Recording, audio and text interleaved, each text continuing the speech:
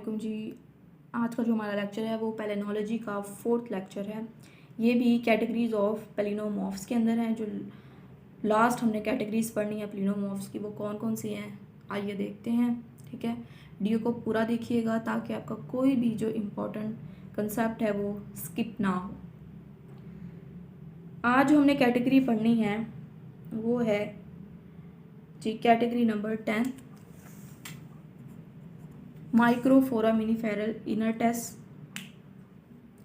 अच्छा जी, इनकी रेंज देखी जाए तो ये डिवोनियन पीरियड से प्रेजेंट तक इनकी रेंज है। ज़्यादातर ये जो पैलिनोलॉजिकल प्रिपरेशंस के अंदर मैरीन रॉक्स के अंदर प्रेजेंट थे या फिर सीनोजोइक सेडिमेंट्स के अंदर प्रेजेंट थे। उसके अलावा ये रिप्रेजेंट करते हैं काइटिनस के इनर टेस्ट को, उनको रिप्रेजेंट करते हैं। टेस्ट कहते हैं शेल्स को, तो काइटिनस शेल्स जो थे उनको ये रिप्रेजेंट कर रहे हैं माइक्रोफोरामिनिफेरा। होते क्या है माइक्रोफोरामिनिफेरा, ये हैं स्मॉल ऑर्गेनिजम्स होते हैं और इनके पास जो होते हैं शेल्स जो हैं वो प्रेजेंट होते हैं। अच्छा जी, जो साइज रेंज है इनकी वो मच लेस देन है फोरामिनिफेरा से, क्योंकि ये माइक्रो रिप्रेजेंट करते हैं। अभी तक इनकी जो टेक्सोनोमिकल पोजीशन है वो क्लियर नहीं है कि इनको टेक्सोनोमिकली कहाँ जो है वो प्लेस किया जाए और टेक्सोनोमिकली इनकी क्या जो है वो पोजीशन बनती है। इनके अंदर काइटिन जो है वो तो प्रेजेंट है ही, और काइटिन जो है वो एक रेजिस्टेंट सब्सटेंस है। कुछ पेपर्स के अंदर माइक्रोफोरामिनिफेरल के जो टेस्ट हैं उनको रेफ़र किया जाता है एक वर्ड, वो वर्ड क्या है, सिटीनेसी, SYTINASCIA, सिटीनेसी। ये वर्ड जो है डेजिग्नेट किया जाता है माइक्रोफोरामिनिफेरल टेस्ट को। फिर उसके बाद आते हैं हमारे पास मेगास्पोर्स। मेगास्पोर्स की रेंज देखी जाए तो लोअर डिवोनियन से प्रेजेंट तक इनकी रेंज है। मेगास्पोर्स ये स्पोर्स हैं हेट्रोस्पोरस एम्ब्रियोफाइट्स के। हेट्रोस्पोरस मीन्स के वो जो प्लांट्स थे वो प्रोड्यूस करते थे more than one type of spore या फिर production of two type of spores, और वो दोनों एक दूसरे से डिफरेंट होते थे। जो इनकी वॉल्स थी एम्ब्रियोफाइट्स की और जो गमीटोफाइट थी वो जो डिवेल्प होती थी उनके अंदर, उनको हम कहते थे कि ये हमारे पास क्या है, मेगास्पोर्स है। फिर जो कॉमन प्रैक्टिस की जाए पेलियोपेलिनोलॉजी के अंदर, ठीक है, उनकी जो साइज लिमिट आती है इनकी वो आती है 200 माइक्रोमीटर, ये इनकी साइज रेंज है। जो इस तरह के फर्स्ट लार्ज स्पोर्स थे वो अगर हुए थे एम्सियन स्टेज के अंदर, ठीक है, लेटेस्ट लोअर डिवोनियन पीरियड की। ये रिप्रेजेंट करते हैं एक एवोल्यूशनरी स्टेज या फिर एक्सपेरिमेंट जो कि लार्जली सुपर स्टडीड होगा डेवलपमेंट ऑफ सीड से और रीच करेगा अपनी peak of their developments Carboniferous time तक। इसके बाद क्या हुआ, जो क्रिटेशियस पीरियड था, क्रिटेशियस पीरियड के अंदर ये जो स्पोर्स थे वो अबेंडेंट नहीं थे, मतलब इनकी इतनी ज़्यादा जो है वो तादाद प्रेजेंट नहीं थी क्रिटेशियस पीरियड के अंदर। लेकिन कॉमन देखा जाए, लोकली देखा जाए, पेलियो इकोलॉजी के अंदर ये काफ़ी ज़्यादा यूज़फुल है। केमिकल कंस्टिट्यूएंट जो है वो इनका स्पोरोपोलिनिन है। स्पोरोपोलिनिन इनकी वॉल्स के अंदर प्रेजेंट होगा, ठीक है। जो स्पोरोपोलिनिन है वो अकर होता है जिम्नोस्पर्म्स के अंदर भी, मेगास्पोर्स के अंदर भी प्रेजेंट होगा। कुछ पेलिनोलॉजिस्ट जो हैं वो एक टर्म यूज़ करते हैं मीजोफोसिल की। मीजोफोसिल वो किसको कहते हैं, वो कहते हैं कि एक पार्टिकल है प्लांट मटेरियल का जो कि लार्जर होगा 200 माइक्रोमीटर से, उसको हम कह रहे हैं कि हमारे पास है मीजोफोसिल। ये ना ही क्लियरली एक पेलिनोमॉर्फ है, लेकिन माइक्रोस्कोपी की ज़रूरत होती है इसकी स्टडी के लिए।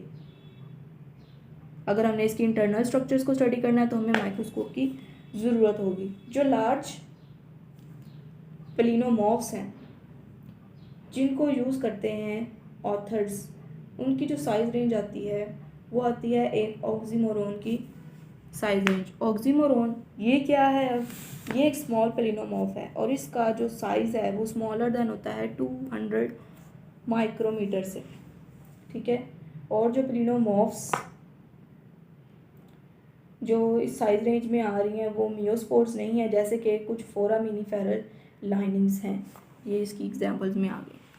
फिर हमारे पास आता है पेलिनोडेब्रिस। पेलिनोडेब्रिस कहते हैं पैलिनोलॉजिकल प्रिपरेशन जब हम लोग कर रहे होते हैं तो उसके बाद जो मटेरियल बच जाता है, जो रेजिड्यू बच जाता है, उसको हम कहते हैं कि हमारे पास पेलिनोडेब्रिस है। रेंज इसकी देखी जाए तो प्रोटीरोजोइक पीरियड से प्रेजेंट तक ये प्रेजेंट है,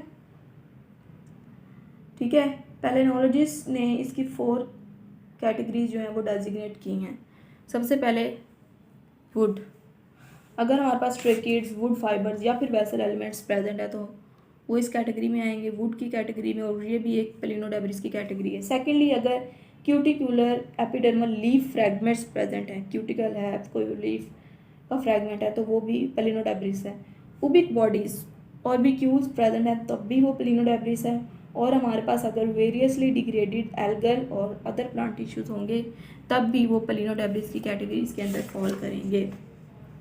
वुड फ्रैगमेंट्स की बात करें पैलिनोलॉजिकल प्रिपरेशंस के अंदर तो सैल्डम ही सिस्टमेटिकली आइडेंटिफाई किया जाता है, ठीक है।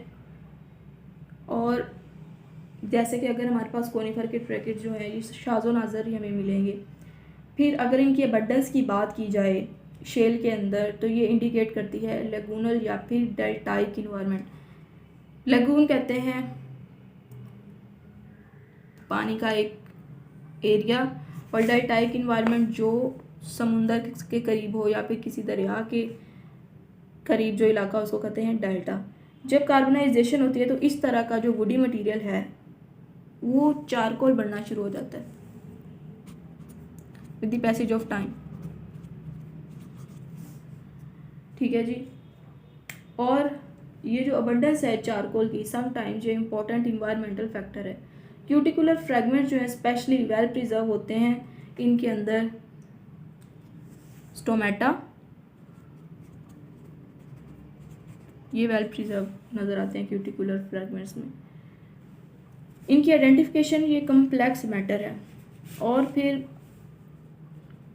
लेक्यूस्ट्राइन और फ्लूवियोलेक्यूस्ट्राइन डेपोजिशन भी हमें मिली है। कुछ पैलिनोलॉजिस्ट जो क्या करते हैं रिलेटिव अमाउंट यूज़ करते हैं वुड की, क्यूटिकल के फ्रैगमेंट की, स्पोरोमॉर्फ्स की, डाइनोफ्लैजिलेट्स की, सिस्ट की और पेलिनोफेशियस की। उबिक बॉडीज़ भी जो हैं ये भी आर्बिक्यूल्स हैं। इसके अलावा टाइनी बिट्स जो स्पोरोपोलिन की हमें मिलती हैं उनकी रेंज आती है 1 to 5 माइक्रोन मीटर, ये इनकी रेंज है, जिनके अंदर एटलीस्ट स्पोरोपोलिन जो है थोड़ा बहुत बचा होगा या फिर कोई टेक्टम जो है वो पड़ी होगी, एक्साइन स्पोर्स की एक्साइन या फिर पोलन की एक्साइंस। ये ओकेजनली अबेंडेंट होती हैं पेलियोनोलॉजिकल प्रिपरेशंस के अंदर। डिग्रेडेड एल्गल और दूसरे जो प्लांट टिश्यूज़ हैं समटाइम्स वो भी इंडिकेट करते हैं मेरीन डेपोजिशन को। अगर मेरीन डेपोजिशन हमारे पास प्रेजेंट है हम क्या करेंगे, उसका ऑर्गेनिक कंटेंट चेक करेंगे, OM चेक करेंगे, ऑर्गेनिक मैटर, ठीक है। और इसके अलावा हम AOM भी कैलकुलेट करते हैं। AOM क्या है? एमोर्फस ऑर्गेनिक मैटर, जो कि डिग्रेडेड प्लांट का होगा या फिर एनिमल स्ट्रक्चर का होगा जो कि अबंडेंट है किसी भी सेडिमेंट्री रॉक के अंदर। फिर हमारे पास लास्ट कैटेगरी आती है वेरिया की। वेरिया क्या है? अगर हमारे पास कोई भी एनिमल रिमेन हो तो हम उसे कहते हैं कि ये वेरिया की कैटेगरी है। इसके अंदर एडिशनल काइंड्स के होते हैं ऑर्गेनिक पार्टिकल्स जो कि पैलिनोलॉजिकल प्रिपरेशंस के अंदर प्रेजेंट होते हैं। ज़्यादातर ये एनिमल रिमेन होंगे। अब एनिमल रिमेन्स के अंदर इंसेक्ट का कोई स्केल हो गया, कोई विंग हो गया या फिर काइटनस आर्थ्रोपोड हो गया, स्केलेटल का कोई पार्ट हो गया, तो ये सारी कैटेगरीज जो हैं वो वेरिया के अंदर आती हैं। अब इनकी पेलिनोमॉर्फ्स की बात करें तो वो ओवॉइड शेप की भी हो सकती हैं, ठीक है, स्फेरिकल भी हो सकती हैं। इस तरह की जो बॉडीज़ हैं पेलिनोमॉर्फ्स की वो प्रेजेंट होंगी। इसके अलावा कोपोड का एग वो आइडेंटिफाई किया गया है। अमीबा के जो टेस्टेटी अमीबा है पेलिनोलॉजिकल प्रिपरेशंस के अंदर या फिर प्रोटोजोआ के जो शेल्स हैं ये भी वेरिया की कैटेगरी के अंदर आते हैं।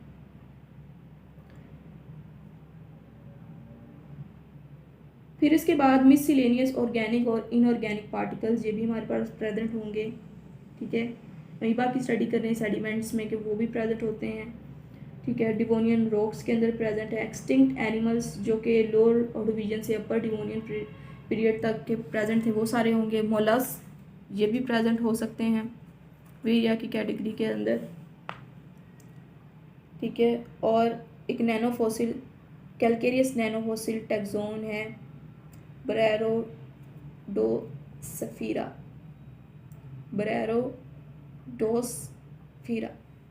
ये 5 टाइम्स लार्ज होता है इसकी मॉर्फोलॉजी देखी जाए तो ओलिगोसिन सॉल्टस्टोन से, और ये भी रिप्रेजेंट करता है एक लाइफ साइकिल को कुछ एल्गल स्पीशीज़ के। ये थी हमारी जो कैटेगरीज पेलिनोमॉर्फ्स की कंप्लीट होती हैं यहाँ पे। होप सो आपको वीडियो अच्छी लगी हो। काइंडली वीडियो को लाइक करें, ज़्यादा से ज़्यादा शेयर करें और चैनल को सब्सक्राइब कर दें। Thank you for watching this video.